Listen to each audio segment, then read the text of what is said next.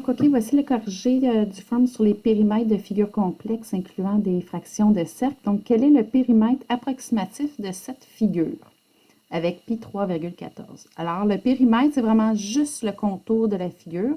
Donc, je commence en plein milieu d'une courbe, disons au début d'une courbe. Donc, j'ai un demi-cercle plus un demi-cercle et les deux ont le même diamètre, donc ça forme un cercle en tout.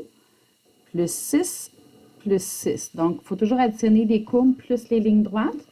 Donc, le périmètre, c'est un cercle. Donc, pi d, c'est un cercle. Je pourrais diviser par 2 puis faire fois 2, là, ça s'annulerait. Plus mes lignes droites, donc 6 plus 6. Le diamètre, c'est la longueur qui est ici. Donc, comme c'est un carré, j'ai 6 et 6. Donc, pi fois 6 plus 6 plus 6. Et là, je calcule. Parenthèse, j'en ai pas. Exposant, j'en ai pas. Multiplication, mais pour l'instant, je ne peux pas l'appliquer. Addition, soustraction, je peux regrouper mes deux termes constants.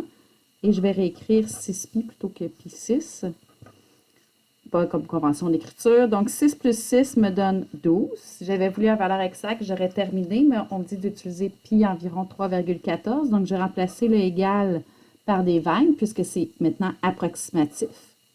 Et 6pi veut dire 6 fois pi, donc 6 fois 3,14. Je remplace le pi par 14. Plus c'est plus, 12 c'est 12.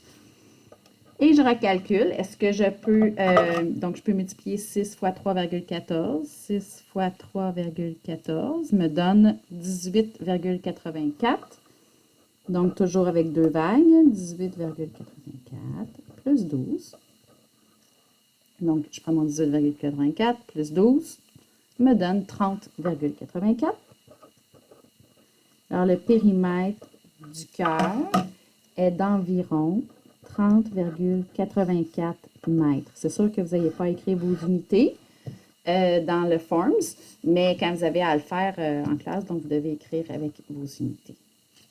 Je ne compte pas les lignes à l'intérieur, ça ne fait pas partie du périmètre. Le périmètre, c'est vraiment juste le contour de la forme.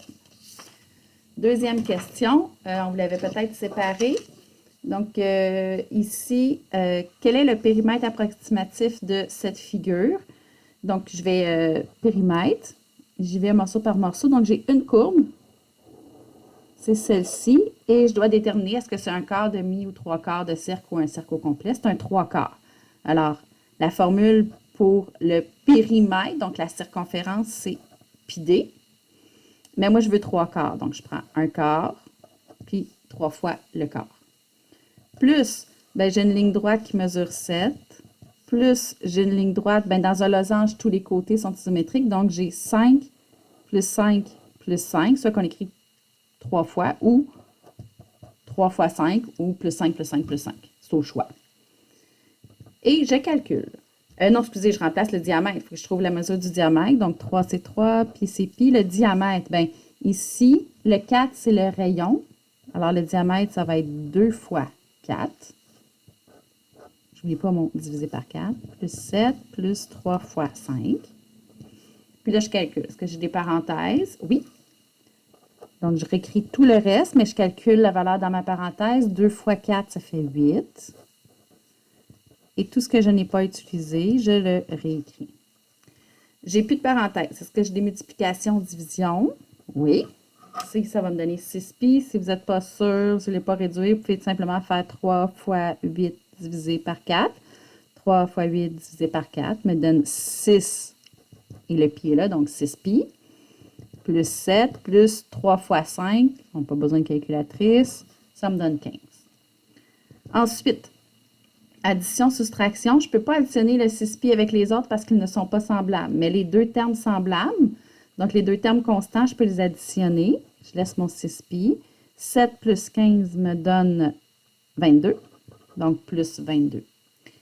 Je ne peux pas les additionner. Donc, si j'avais voulu la valeur exacte, j'aurais terminé. Mais là, on me dit pi environ 3. Alors, je vais remplacer la valeur de pi par 3. Mais comme ce n'est plus égal, mais approximatif, je remplace le égal par des vagues. 6 fois 3, plus 22. Donc, 6, le 3 pour le pi. Donc, 6 fois 3, 18, plus 22. 18 plus 22, ça va me donner 40. Alors, tu comprends encore? Oui. Périmètre est d'environ 40, c'était des centimètres, centimètres.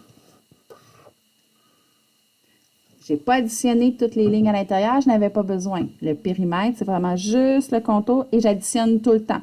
Donc, la ligne courbe plus les lignes, plus les lignes, plus les lignes, plus les lignes. OK. Le troisième. On va en dessous, je vais mettre juste ça comme ça ici. Valérie veut mettre du ruban sur les pourtours intérieurs et extérieurs de cette couronne. Donc, le contour extérieur, c'est ici, et intérieur, ici. On ne voit pas très, très bien, là, donc, mais c'est à l'intérieur et à l'extérieur de la couronne. Combien de ruban aura-t-elle besoin? Bien, le ruban, là, le périmètre total, bien, c'est l'extérieur, c'est tout un cercle, donc pi d, plus tout un cercle à l'intérieur, pi d. Les diamètres, bon, on les a vus avec le dernier form, si vous l'avez écouté, si vous l'avez fait. Donc, le diamètre du grand, ben, c'est tout ça ici. Donc, c'est 14 plus 6 plus 6. 14 plus 6 plus 6. Plus pi. Le diamètre ben, du petit, ben, c'est 14. Je calcule. Dans ma parenthèse, 14 plus 6, ça fait 20. Plus 6, ça fait 26 pi. Plus ici, ben, je mieux d'écrire 14 pi que pi 14.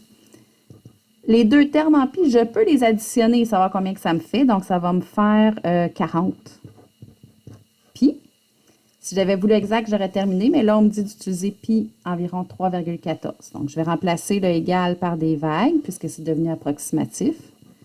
40 fois 3,14. Je remplace le pi par 3,14, c'est ce qu'on m'a dit. Je vais aller le calculer sur ma calculatrice. 40 fois 3,14 me donne 125,6. Alors, Valérie aura besoin de 125,6, c'était des centimètres de ruban pour couvrir l'intérieur et l'extérieur de sa couronne de ruban. J'espère que ça vous a aidé.